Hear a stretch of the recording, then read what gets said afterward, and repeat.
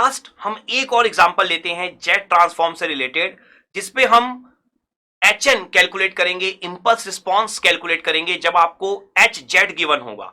हमने पहले क्या देखा हुआ है कि आपको HN गिवन होता था, आप ट्रांसफर फंक्शन निकालते थे। नाउ एक और एग्जांपल हम लेते हैं जहां हमें ट्रांसफर फंक्शन गिवन होगा और हमें निकालना होगा impulse response of the system. ठीक है, और अगर आप एक बार इंपल्स रिस्पॉन्स निकाल लेंगे तो फिल्टर डिजाइनिंग में भी आपके लिए बहुत ज्यादा हेल्पफुल होगा वो, क्योंकि इनफिनाइट इंपल्स रिस्पॉन्स या फाइनाइट इंपल्स रिस्पॉन्स, आपको चाहिए इंपल्स रिस्पॉन्स ही होता है। ठीक है, तो यहां पर आप देखिए, आप सपोज करिए आपको यहां पर दिया हुआ है HZ इज इक्वल टू, सो यहां पर जो हमारा एग्जाम्पल है HZ का, हमें अब कैलकुलेट करना है यहां पर HN।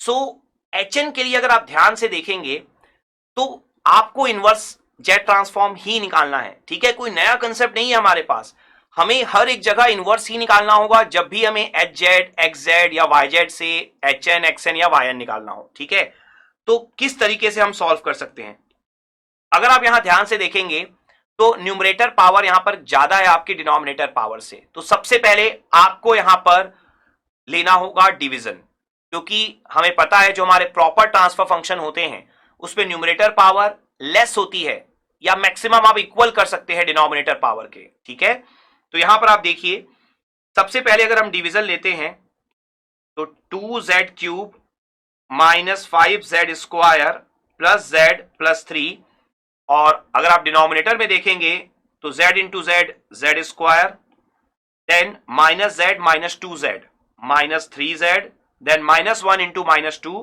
प्लस 2। तो अब अगर आप डिवीजन परफॉर्म करते हैं तो देखिए, अगर आपको z क्यूब वाला टर्म कैंसिल करना है तो सबसे पहले आपको क्या लेना होगा, 2z। ठीक है, तो अगर आप 2z से मल्टीप्लाई करें तो 2z इंटू जेड स्क्वायर कितना बन जाएगा, ये 2z cube. Now 2z minus 3z minus 6z square, 2z into 2 कितना बन जाएगा, 4z। नाउ अब अगर आप माइनस करेंगे इसे तो 2z cube cancel, minus 5z square plus 6z square कितना हो जाएगा, z square, z minus 4z minus 3z plus 3।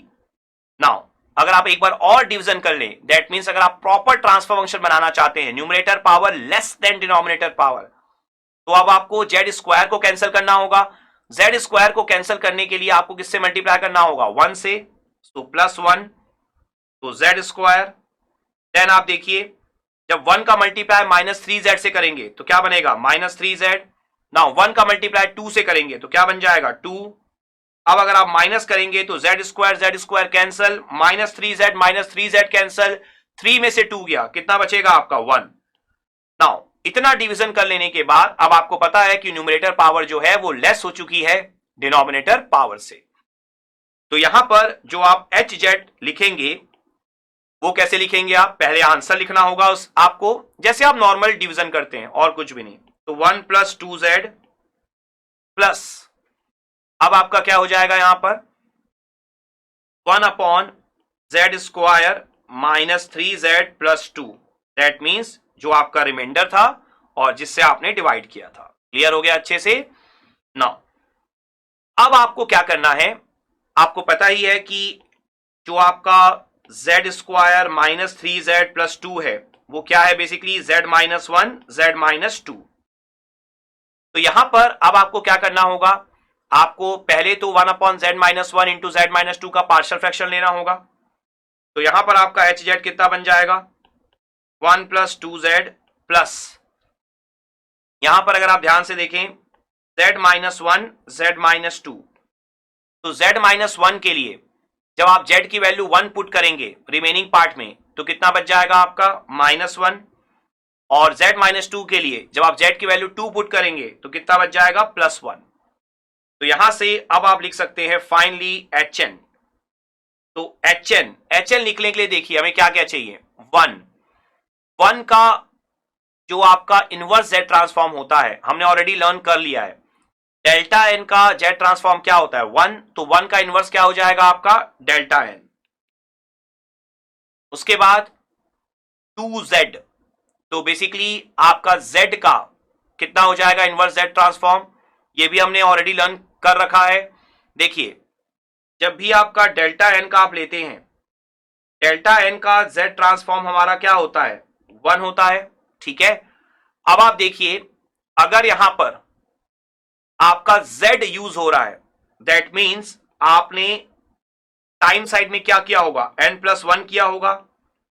जैसे ही आप n+n0 करते हैं तो क्या हो जाता है आपका जेड ट्रांसफॉर्म में, जो आपका 1 है यहां पर, जो n0 है, तो z की पावर 1 या z की पावर n0 से क्या हो जाएगा, मल्टीप्लीकेशन। तो z की पावर 1 इंटू 1, तो z की पावर 1 बचेगा आपका।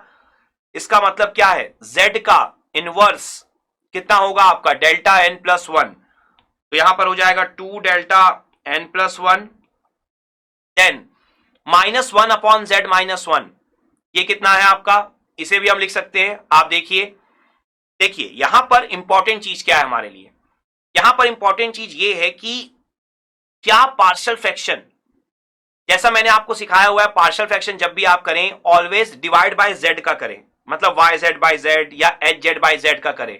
यहां पर आपने डायरेक्टली कर दिया है, तो क्या यहां पर भी आंसर हम लिख सकते हैं। ऑल्दो अगर आप ऑब्जेक्टिव एग्जाम देंगे तो वहां तो स्टैंडर्ड फॉर्म वही होगा जो मैंने आपको बार बार सिखाया हुआ है, लेकिन यहां पर मैं आपको कुछ नया भी सिखाता हूं। आप देखिए, अगर मान लीजिए हमने नॉर्मल पार्शियल फ्रैक्शन कर दिया, जहां हमने hz/z का नहीं किया, तो आपका न्यूमरेटर में पार्शियल फ्रैक्शन करने के बाद z नहीं आएगा। आप देख सकते हैं -1 और 1 है, तो उस केस में क्या आंसर लिखा जा सकता है, यस। देखिए आप, देखिए हमें पता है कि un का जेड ट्रांसफॉर्म क्या होता है, z/z-1 होता है, क्लियर। अब आप देखिए जेड ट्रांसफॉर्म में यहां पर न्यूमरेटर में 1 है या -1 है, आप देख सकते हैं z नहीं है, सिंपल सी बात है, -1 तो कांस्टेंट है। आप देखिए z नहीं है, तो z अगर नहीं है तो हम क्या कर रहे होंगे un के साइड में, कि z हट जा रहा होगा। ऑब्वियस सी बात है, z हटाने के लिए आपको z इनवर्स से मल्टीप्लाई करना होगा, z इनवर्स से मल्टीप्लाई करना है, दैट मींस अगर z की पावर -1 से मल्टीप्लाई करना है तो un को क्या लिखना होगा, un-1, क्योंकि आपको पता है जब भी आप टाइम साइड में डिले करते हैं, ठीक है ना, माइनस करते हैं, n की जगह n-1 अगर आपने किया तो z डोमेन में क्या होगा, z इनवर्स से मल्टीप्लाई होगा, z इनवर्स से मल्टीप्लाई करने पर क्या बचेगा, 1/z-1। क्लियर अच्छे से। तो यहां पर आपका आंसर क्या हो जाएगा, यहां पर आप देखिए आपका un-1 का आंसर होता है 1/z-1, सामने माइनस साइन लगा हुआ है तो आप माइनस साइन लिख दीजिए, और क्या लिख देंगे आप, un-1। Clear. Now similarly 1/z-2 का, इसका आप कैसे लिख सकते हैं, देखिए ऑलरेडी हमने लर्न कर रखा है कि a की पावर n un का कितना होता है हमारा जेड ट्रांसफॉर्म, z/z-a। अगेन अगर आपको यहां से z हटाना है तो ऑब्वियस सी बात है आपको z इनवर्स से मल्टीप्लाई करना होगा। z इनवर्स से मल्टीप्लाई कब होगा, अगेन सेम थिंग, n की जगह आप क्या पुट करेंगे, n-1, तो क्या हो जाएगा an-1 un-1, आंसर क्या हो जाएगा 1/z-a। तो a की वैल्यू क्या है यहां पर आपकी 2 है, तो आप आंसर क्या लिख सकते हैं इसका, +2 की power n-1 u of n-1। तो इस तरीके से आप आंसर प्रेजेंट कर सकते हैं। क्लियर अच्छे से। तो ये क्वेश्चन मैंने आपको इसलिए भी कराया ताकि आपको ये समझ में आ जाए कि जब आप पार्शियल फ्रैक्शन के टाइम पे hz/hz या hz/z, yz/z, xz/z ना लें तो भी आंसर लिखा जा सकता है। क्लियर। सो जब आप लॉन्ग टाइप के क्वेश्चन अटेम्प्ट करते हैं तो उस केस में मैं आपको सजेस्ट करूंगा कि आप दोनों मेथड से आंसर लिख दीजिए, ठीक है, उससे बहुत ज्यादा अच्छा इफेक्ट पड़ेगा और आपको बहुत अच्छे मार्क्स मिलेंगे। ठीक है। सो आई होप आपको ये क्वेश्चन जो हमने इंपल्स रिस्पॉन्स यहां पर कैलकुलेट किया है बहुत अच्छे से समझ में आ गया होगा।